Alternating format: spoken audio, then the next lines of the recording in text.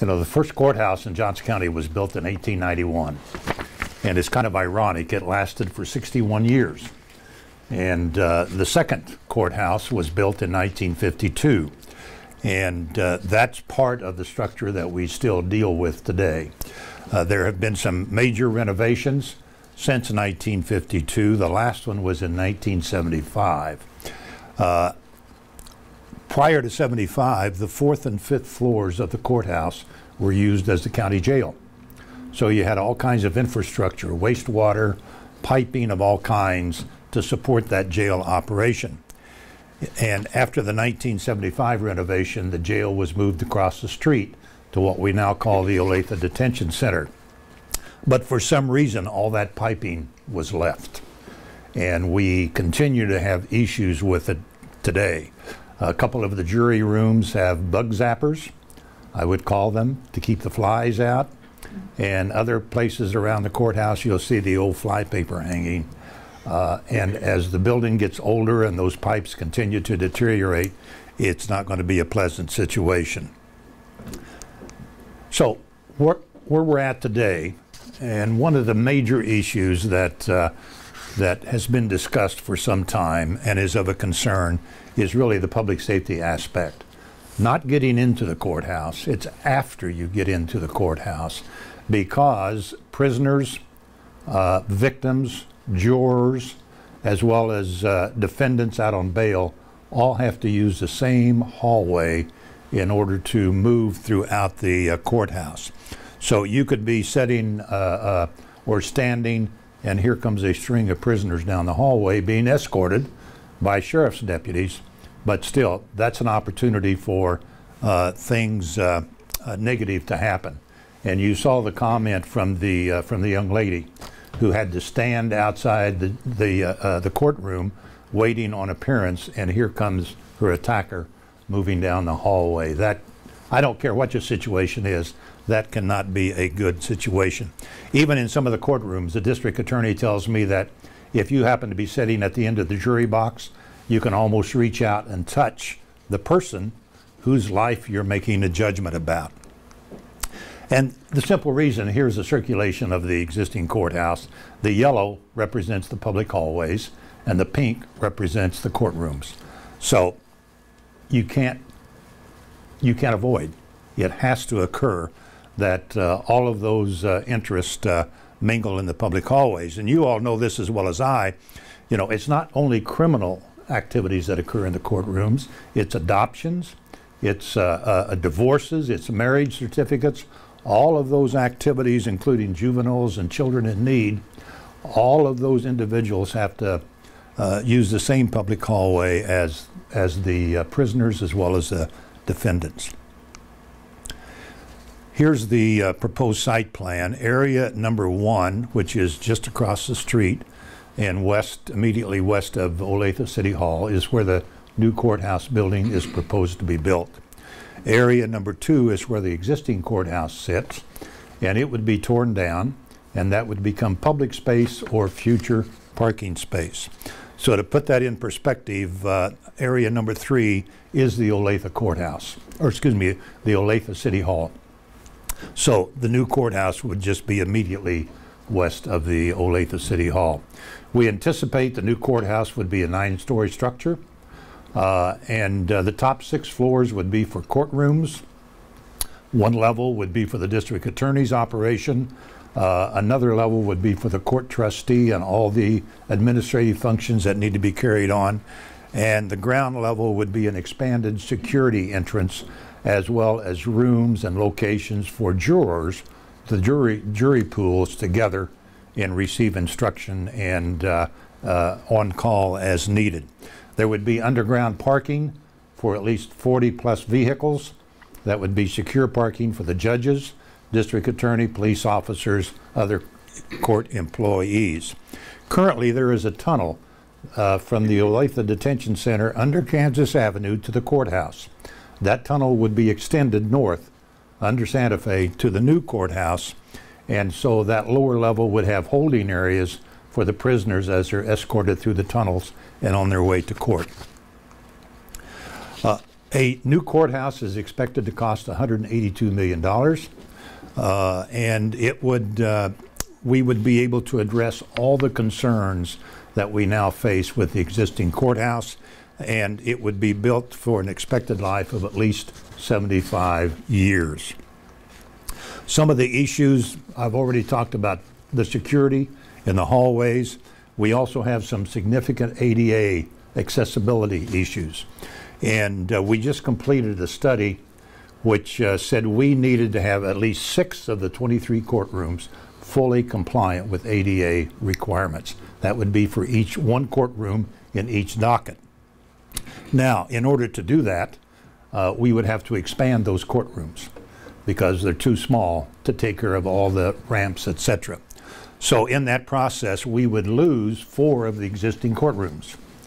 So we would have to build another structure containing at least 4 or more courtrooms in addition to paying for the ADA. And that's one issue that kind of gets mixed up.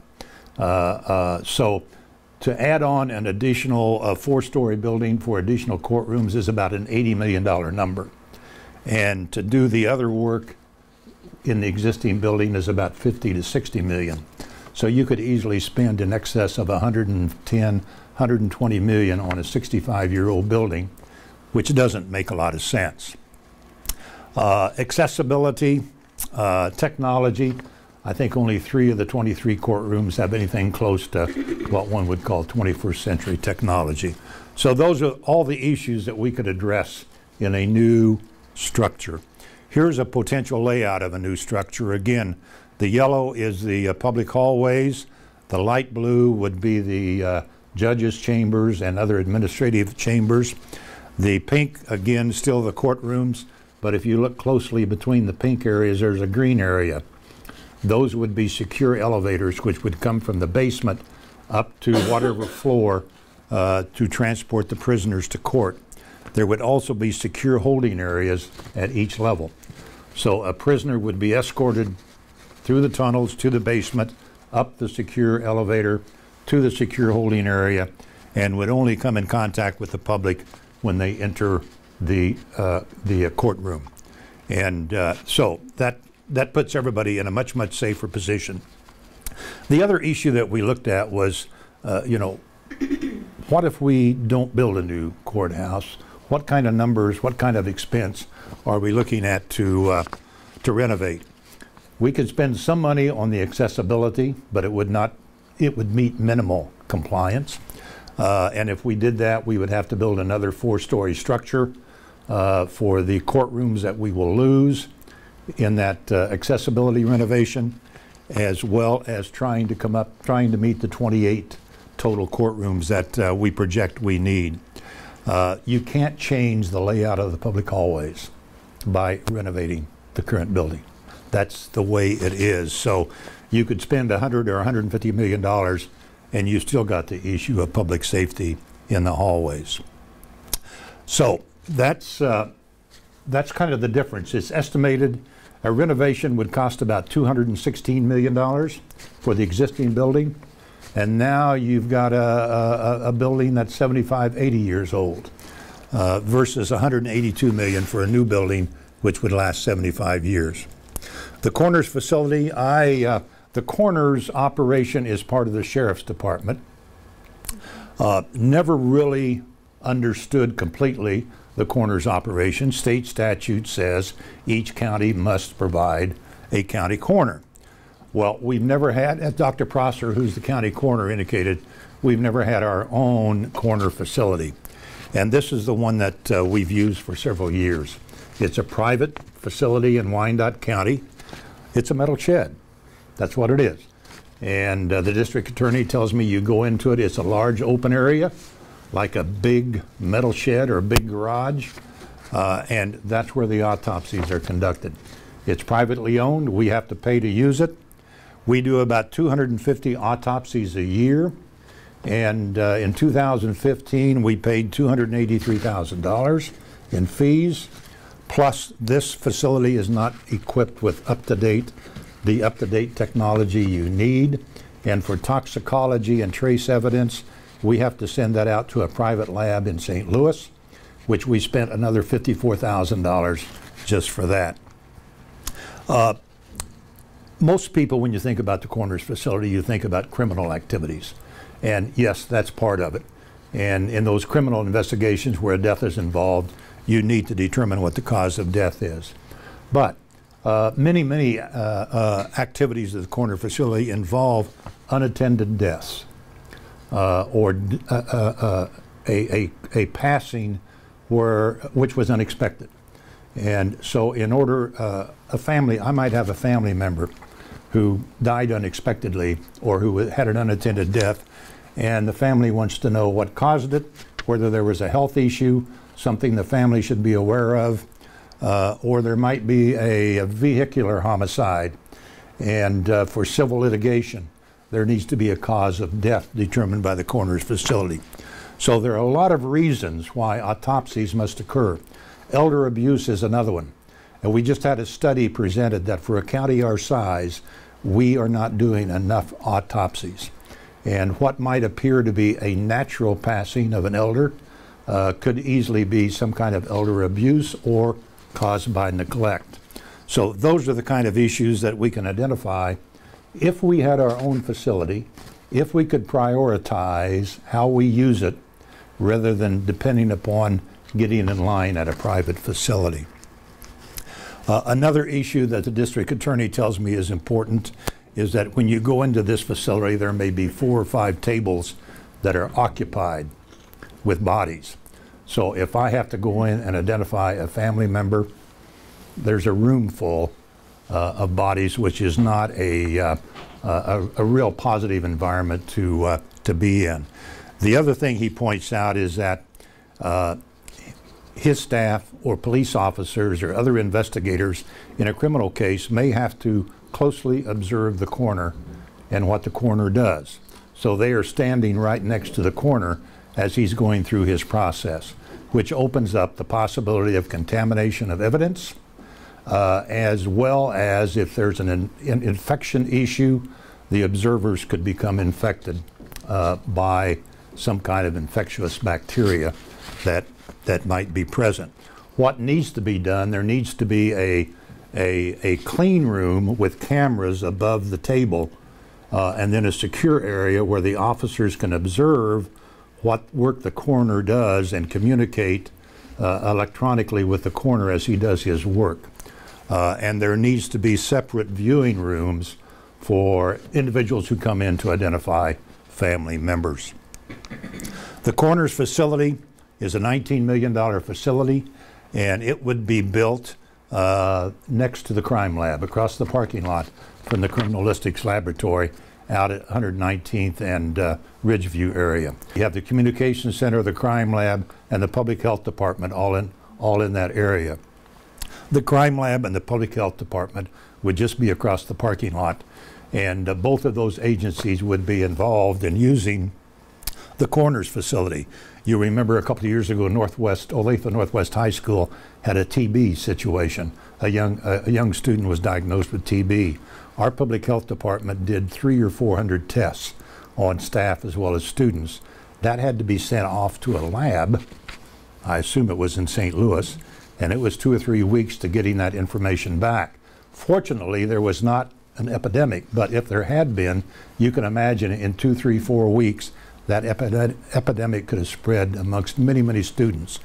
With the new crime lab, we can do on-the-spot, immediate examination of the evidence, and that's important also in criminal trials. So the $19 million not only includes the building, but it includes the new technology that would be part of the building. And the same way with the $182 million for the courthouse, that includes structure as well as equipment, etc.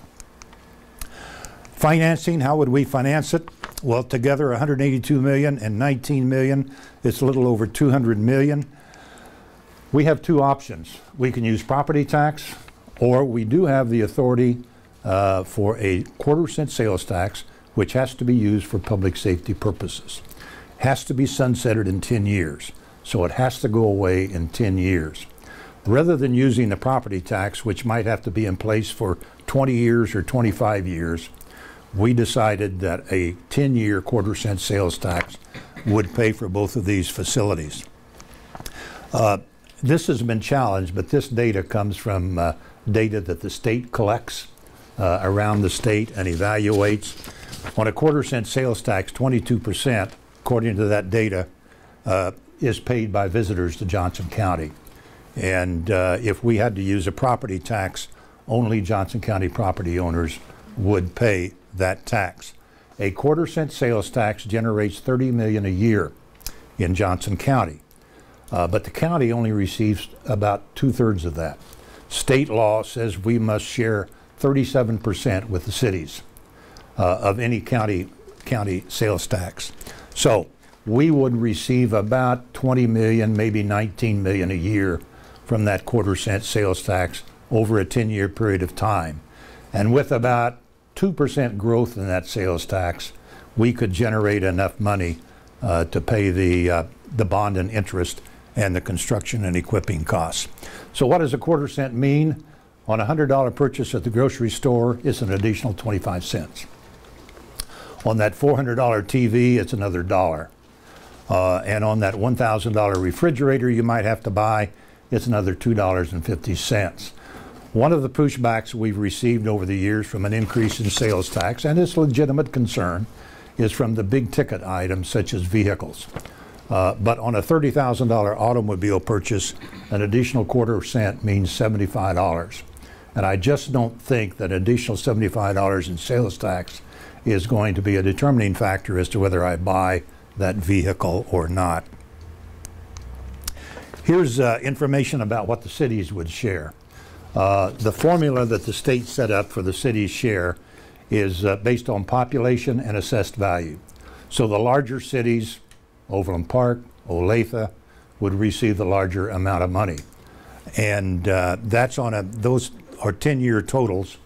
Olathe would receive about a little over $3 million a year, Overland Park a little over $4 million a year. The county is required to spend its dollars on public safety. There is no such requirement for the cities. However, I know most of the administrators in those cities, and they're going to use this money for one-time capital improvement projects. They may have a fire station, may have some other public safety facility, may have stormwater, roads, streets that the money will be used for, because you don't want to build your operating budget on a revenue source that's going to disappear in 10 years. Here's a total analysis of what the cost difference would be between a new or to renovate the existing facility. On the left is the cost for the new facility. On the right is the total cost for continuing renovation as well as operating. And it's interesting to me that even on the operating side, if we were to renovate the existing courthouse as indicated, the operating costs alone would be $2 to $2.5 million a year more than the operating cost for a new facility. And that has to do with construction techniques, construction materials, more efficient HVAC and heating systems, as well as lighting systems. But so over 10 years, just on the operating side, you would spend $25 million more if you had to operate the existing facility versus a new facility. So you put all those numbers together, and I will tell you, in '07 when I saw the first project, I was skeptic that we needed a new courthouse. And we looked at several different variations of maybe building, a 10 or 12 court structure next to the existing facility. We examined all of those items, and for me, this is where my decision came down to. It was going to be cheaper to build a new facility. It was going to cost less money to operate the new facility. And so as I looked for getting value for taxpayer dollars, and a majority of the commission agreed, we needed to build a new facility and then have an opportunity for a coroner's facility. You all have probably been in the courthouse maybe many times. If you haven't, we have one more tour. It's on November 1st, starts at 5 o'clock. The district attorney is usually involved in those tours. You can call that number. We also have a website, JoCo publicsafety.org. All of this information is on that website, and other information. So if you have questions, please go to that website.